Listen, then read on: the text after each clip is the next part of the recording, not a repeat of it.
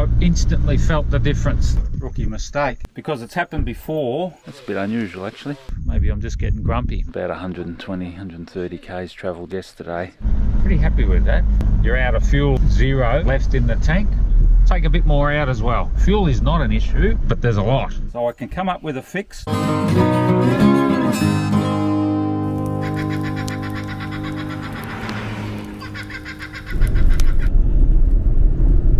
Madigan's campsites are pretty prominent. No doubt they're popular spots. People want to pull up and check them out. Usually not a lot to check out other than it's a coordinate on a map. I guess they're destinations in their own right. Just passing by Camp 9. We're thinking, given the time of the day, we'll probably push on. It's only a bit after 2:30. It'll probably take us a couple of hours to do another 20 k's. Will get us to campsite 10. Just clocked over 500 kilometres on our first tank of juice. That doesn't happen too often. I'm usually getting a bit desperate. In saying that, the warning light had come on first thing this morning, so we've driven 3/4 of the day with the you're out of fuel, range 0 left in the tank. We managed to get another day out of it, so that's 500 k's. I'm not sure exactly what we've got left to go to Birdsville, but I think we're shy of that. I hope we're shy of that. And we're part way between, probably a third of the way, no, quarter of the way between Camp 9 and Camp 10. No, I'm really happy with that. We're just poking along. It's, we're not busting a boiler, we're keeping the revs down. I couldn't go any quicker anyway. Fuel is not an issue, but you couldn't go any quicker. The only thing you could possibly do is be unnecessarily revving it. Faster, slower sort of stuff. So we're just trying to maintain an average speed, just poke along gently, keep the revs down. It's easier on us, it's easier on the track, it's easier on the truck. Pretty happy with that. 500 k's. Bring on the next 500. It's good to observe the change in conditions and the effect they have on the driving. So since we pulled up for lunch, the temperature's come up a bit, and we're looking at 22.5 degrees now, ambient temperature. But we could feel straight away that there was a change in the driving conditions. The sand consistency's changed. I was just starting to sense a little bit of change of traction on the front axle, front wheels. And we went over a dune or two, and I thought, no, let's have a bit of a tweak here. So what I've done is I've dropped another 4 psi out of the front. I instantly felt the difference. Those front wheels weren't losing traction. It was only skipping, it wasn't significant, and I was having really no problems, but it's easier if you're not losing traction, and it's better for the track. It's changed the ride, it's changed the traction, it's changed everything. So don't hesitate to bloody tweak, change, drop them down. When you think you're too low, take a bit more out as well.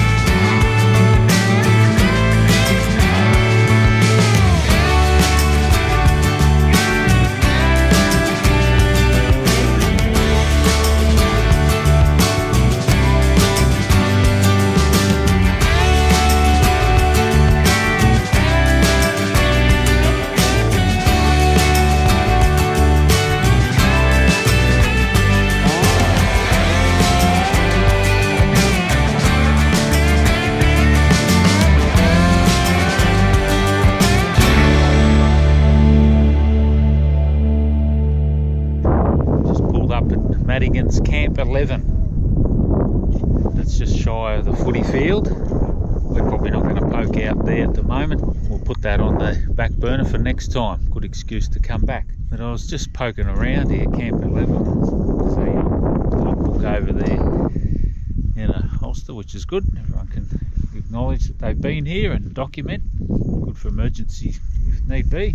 People looking for you can see that you've passed through, or maybe not. There's a plaque over there, there's a post here with a heap of old plaques on it.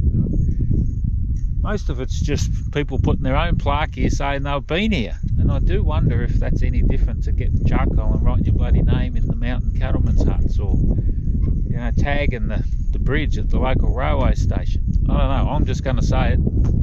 Big fucking deal if you've been here. I've been here. Lots of people, thousands of people been here. Why? I don't know. Is this becoming rubbish? Admittedly, none of it's particularly new, and maybe in its day it was, you know, symbolic that we're breaking new ground. Well, were we? Cecil broke new ground. We're just following in his footsteps. I don't know. I'm just going to put it out there. Tell me what you reckon in the comments below. Is this sort of stuff getting out of hand? Do we need to tag and leave a mark every time we go somewhere to say I was here? No. It's late in the day. The sun's been streaming in the window for a while. The track's been rough. Maybe I'm just getting grumpy, but I'm not sure. I'm not convinced about this sort of stuff. You tell me. I'm happy to be persuaded otherwise, but at the moment my take on this sort of stuff is big deal. You were here, you know you were here. Leave it at that. Anyway, we've probably got enough time in the day and enough energy in the tank to push on and do another 20 k's, get on to camp 12. Let's see how we go. Passing through Madigan's clay pan. Good grove of gidgee there. It's quite undulating, no doubt, because it holds a bit of water. Pretty spectacular this time of the day. It's, sun's getting low in the sky. We might find another gear. Our plan from here is push on to Madigan camp number 12. It's probably slightly early in the day. We've still got a little bit of time up our sleeve. It's quite comfortable sitting in the car, so might as well push on. Still a few flies around. Give it a little bit longer and they'll be buggered off, and by the time we get to camp should be all good. My understanding is that what is currently marked as Madigan's clay pan was originally thought to be, we now know, as the footy field, marked incorrectly as it was found out. The two sites currently marked as Madigan's campsites, 12 and 13, aren't actually Madigan's campsites 12 and 13. So he took a bearing from Camp 11, northern bearing, and headed out to what is now the footy field. And then he had some Camp 12 and 13 off to the east of that. So we actually aren't going past the true and proper Camp 12 and 13 locations. We're going via Camp 12 and 13 as plotted from an interpretation of his notes, which are actually incorrect. But there'd been enough traffic and enough of a route put through to those two camps that it's been retained, and what's currently marked on maps as 12, 13 are wrong, but that's where we're going, and that's where most of the traffic goes. And for all intensive purposes, we're still doing a desert crossing. We don't really mind how we do it because it's all awesome, and we haven't been here before. Wouldn't matter where it took us, the track, we're following it, and it's great. There you go, within a minute it's gone. Didn't take long. I had intentions of coming and sitting up here on my chair and watching it, but I didn't have time. I'm going to have to find a more prominent dune tomorrow night. We'll probably be down on the, I don't know, I don't want to call it too soon, but down on the QAA line there somewhere tomorrow night, possibly. Not sure. Better look at a map and see how far it is between drinks. We're at Camp 12, Madigan Camp 12 tonight. We started at Camp 6 this morning, and I think that was about 130 k's, maybe a little bit more today, and it took up the whole day. We better go and get a fire going, get a drink into us, and take it all in around the campfire, I think. Kent, the old mate, master fire lighter that he is, he's throwing a few sticks together and making sure he doesn't take off his thumb, and getting the fire going. It's awesome. I might just kick back and watch someone else do all the hard work for a while and get half a cup going, I think. Look at that, he's into it. We might, when he's finished doing that, I might offer him a bigger axe. It's cheer for you. You might watch your action. Good job. Once again, cracker of a morning. The moon's still that far up. The sun's just licked the horizon. Instantly before that happened, all the canvas froze. Otherwise, before that, it was actually quite mild. I was contemplating taking the jacket off. And then just started packing up and just got a thin layer of ice on everything. How cool. And as they say, just as the sun's licking the horizon, it's the coldest time of the night. And sure enough, it proved it. Got up quite a bit earlier than the sun, and it was very mild this morning, and then bang, we got a frost. Awesome. I was just contemplating the merits of travelling with a group, and I think that highlights you can share the workload. Old mate Warbs is throwing a bit of pork on the fork, a few bum nuts in the pan, and cooking up a bit of a feed for breakfast. And meanwhile, I've been able to pack down the donger and tidy up a few things, do a bit of personal preparation, a bit of hygiene management. That's a bit unusual actually. One of the micro benefits, if you like, of travelling with a group. There's far more beneficial outcomes of travelling with a group. One is the solidarity, the company, the humour, the experience, the camaraderie. And when you've got a great group like this, it's I don't know, sometimes you can just sit there and all be staring into the fire and all be appreciating each other's company without saying too much. There's not too many moments when there's silence when Warby's around. And that's part of the enjoyment as well. This is awesome. Someone else is doing the cooking. Got the bum nuts in the pan. Where are they? Down there. The rest of the ingredients on the wraps over there. Gourmet wraps on the menu this morning, and it's great. I'm just kicking back, watching all the action. No doubt I'll get the dishes. But how awesome is this? Camp 12, Madigan Line, about 120, 130 k's travelled yesterday. Probably similar on the radar, maybe a little bit more today, because I'm pretty sure we'll hit the Hay River track and possibly, I don't want to count my eggs before they're hatched, but possibly a little bit quicker. Poking down there, should be north-south through the swale, but I suspect because it's quicker in terms of track obstacles, it's probably corrugated to buggery and it might negate any quickness. So I am enjoying the old diesel heater. Fire it up about 10 minutes before I'm getting out of bed, and you can actually do your thing without being too bloody pressured by the cold. Maybe I'm getting a bit sensitive as I get older. The temperature doesn't necessarily have to be particularly high, just a bit higher than what's the ambient temperature at the time, and makes all the difference. Makes it a bit easier to get ready, pack down, all that sort of stuff. Gives the canvas a bit of opportunity to dry out, although this morning, as I said, the frost come in afterwards. Anyway, there's the moon up there. Still a little bit before it goes down. It's obviously a waning moon, full moon a couple of nights ago. That was awesome. So the nights are just brilliant bright. You could walk through this country all night without the aid of a torch or lantern. Anyway, let's get some bacon and eggs into us. I will add, last night's pizza, oh my goodness, it went down. I didn't film any of it. I was too busy in Chef Town. It was a bloody ripper. It was a pizza to behold. It was fantastic.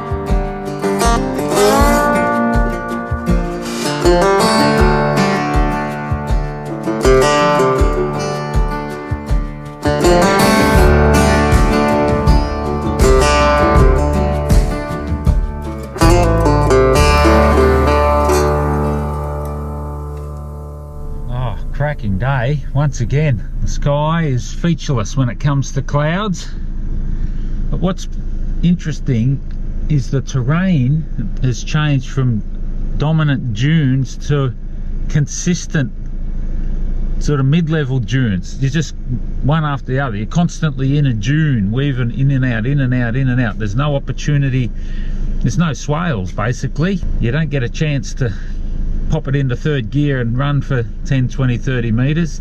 That's just not an option. It's just constantly working in, out, up, down, in, out, up, down. It's the subtle changes over the period of a day are actually huge change. A lot changes from morning to night and everything in between. It's constant, despite being all the same. Maybe there's some contradiction in there somewhere, but that's the reality. There's a lot of nothing, but there's a lot. And you are, on this Madigan line, you're just following two wheel tracks. You know the fact that there's never been any development, there's never been any construction of roads. It's literally just been motor vehicle pushing through that's created these two wheel tracks. You certainly feel pretty remote out here. We're between Camp 12 and 13. Pretty isolated bit of country. And we haven't seen another person or vehicle for a couple of days now. Certainly feel very isolated.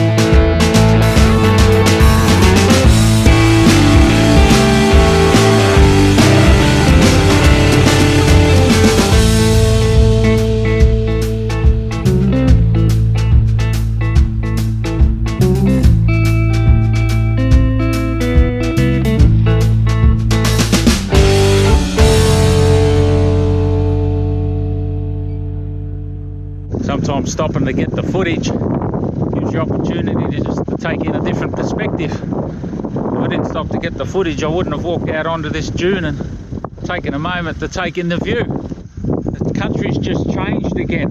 We've been going through this meander without any prominent dunes at all for all morning so far, and we've just come into the first couple of prominent dunes again. We've got about 25 k's to go before we hit the Hay River track, and we can just now see these prominent northwest sand dunes spaced with the swales between them. Subtle change, but change nonetheless.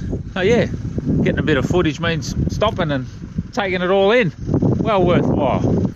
Well, bit of a predicament. We've snapped two of bolts that hold the tray onto the chassis. 10mm 8.8 high tensile bolts, sheared, lost one completely, and this is the last one. Suddenly the whole arse end was flopping around. The whole tray and above is flopping from side to side. The irony is I actually have replacement, but only one of, because it's happened before on the other side. This is now the driver's side, and in fact it happened earlier in the trip, and I had more than these. I had two of these in my kit, and I used one the other day in Alice Springs to fix the problem that I had, the one broken one. Now I've only got one left, and at the time I thought, oh, I should go and replace that while I'm in town. For whatever reason I didn't, so I'm down to one and I've broken two. So I can come up with a fix that I'm confident will get us by putting the one in, which will stop the uplift that I need also to stop the down play. And to that end, I think, well, I've got other bolts, but they're 10mm too short. You're not going to get a nut on it.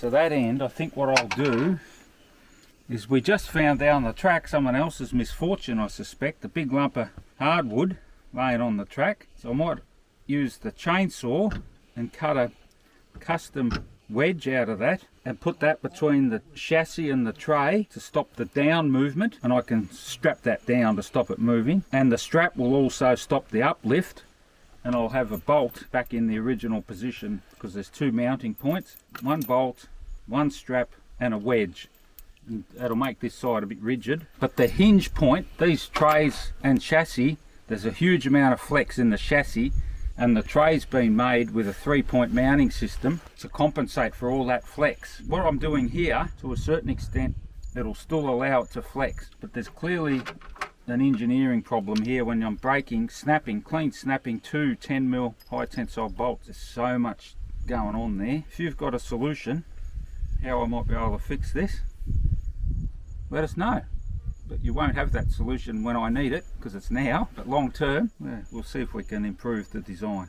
So we just happened to find this bit of bloody hardwood laying on the track back there. Someone else's misfortune will be our win. So what I need to do is make a wedge out of this, 6 inches long, happen to have a tape measure, 150mm for the kids, 40mm, what did I say, 30 at the thin end. So we're going to have a carpentry engineered solution. By the time I cut that down with my light saw for emergencies on my Swiss Army knife,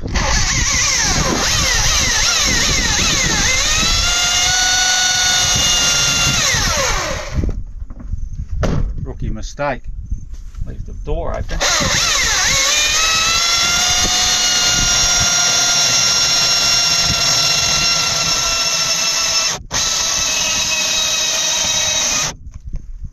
Chainsaw carving in the Simpson Desert.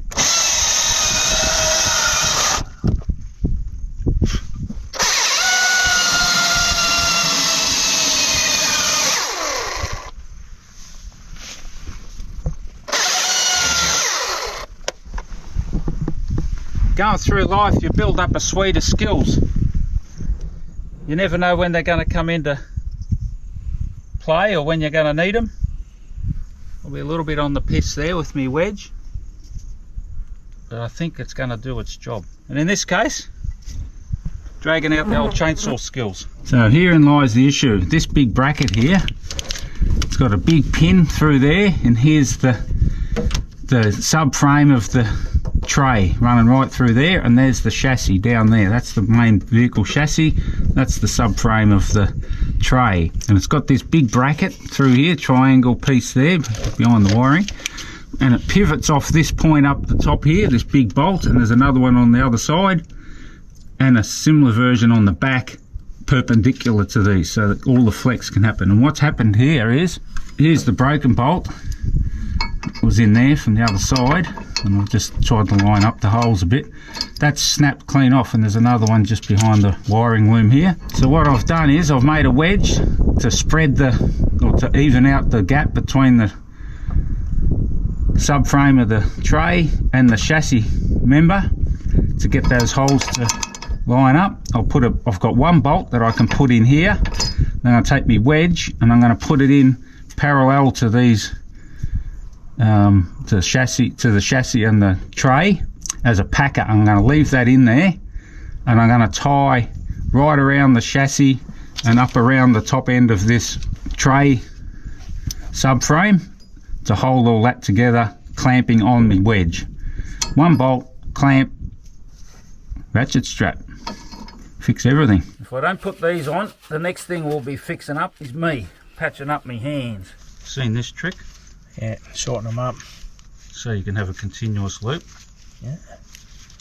Through the sewn loops. Yep, and then that's continuous. And that's continuous. Good job. Thanks, mate. Don't hurt yourself. I will seal it, because if I need to re-thread it, stop it fraying out. You know what one bit of string said to the other? I'm afraid not. Oh, well, for all intensive purposes, we've secured a fix, and I'm confident that we'll get a few miles out of it. I'm sure this will get us into town. We've got one full 100% bolt, and we've got one full 100% bolt up there, and there's another one in behind there that we've used that hasn't quite got a full nut on it. That's all right. We've also wedged it in behind between the chassis and the subframe of the tray, and we've put that big ratchet strap around it.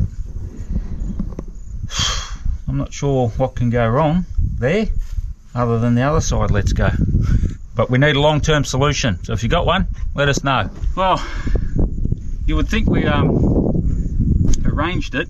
The fact that we're working on the shady side of the truck, A, it's unusual, B, it's a bonus, and C, I'll take it any time, because it doesn't happen too often. I always seem to be working over on the sunny side, so here we go. Well, that was a bit of excitement, bit of a blowout there, with broken bolts. Fortunately, it was a problem that I was familiar with. I don't think I've had the issue occur on that side of the car, the driver's side. I've certainly had it occur a couple of times on the passenger side, and I might add, the driver's side is a much easier side to deal with. There's no fuel tanks and other bits and pieces in the way, so I was probably a bit familiar with the solution, and fortunately had part of that solution with me, and I'd used the part of it up recently when it happened on the passenger side. But it took us probably an hour, bit over an hour, to sort through it, make up the parts, bit of bush ingenuity, got it fixed. One of the things I take from all of that is shit like that's going to happen. We're trying to be as sensitive as possible to the vehicle and to ourselves, to that end, looking after ourselves. So it's then a matter of how we're going to deal with it. And I guess the important thing there is there's no use losing your shit, which no one did. No one even looked like it. One that's probably most likely to lose their shit would be me. You know, problem's mine, there's consequences to others, but the problem's mine. But then it's about, well, how are we going to deal with it? What's the solutions? Let's just take a big breath, sit down, have a think about it, work through the options, and then come up with a plan. Make sure you're comfortable, make sure you're safe, make sure we're not making the situation worse. To that end, you know, we made sure that the side that we're working on and we're all mustering around was in the shade, so we're not going to start cooking ourselves. A few basic bits and pieces there. The solutions will come. Put your heads together, come up with a solution, work together. And that's exactly what happened there. And yeah, a bit over an hour, we're back on the track again, and that included being fed. So everybody played a part, everybody chipped in. No doubt the outcome, whichever way it went, was going to affect everybody as well. In this case, probably a good outcome. It's good to reflect on those sorts of things. You know, from my point of view, I'm thinking about, well, you know, what's the solution? What do I do? You know, if this is going to be an ongoing problem, how do I prepare for it? How am I better prepared? How can I prevent it? Ultimately, that's the best solution. There's a lot to it, but each one of those occasions, each one of those experiences adds to the arsenal of knowledge, wisdom. You'll pull some of the learnings out of that, so the next time something goes amiss, we'll prepare ourselves accordingly. That might be, you know, a different ground sheet, might be a different hammer, might be a different bolt, might be a different tool, might be a different attitude. But it's good that they happen, because we learn we're better for it. It's even better that we come up with a solution, because it does start getting a little bit tense when solutions are hard to come by. We're going to leave the Madigan Line now and head south down the Hay River track for a number of reasons. The main one being the Madigan beyond this point, so heading east of this point, is closed this season, or for now, because of conditions, weather, water. So that's one. And well, we've never been down the Hay River track, so why not?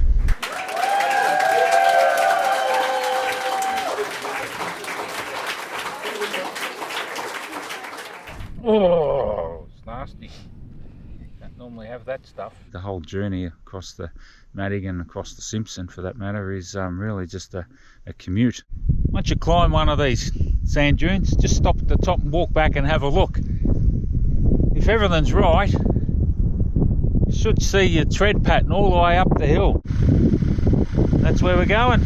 Let's go.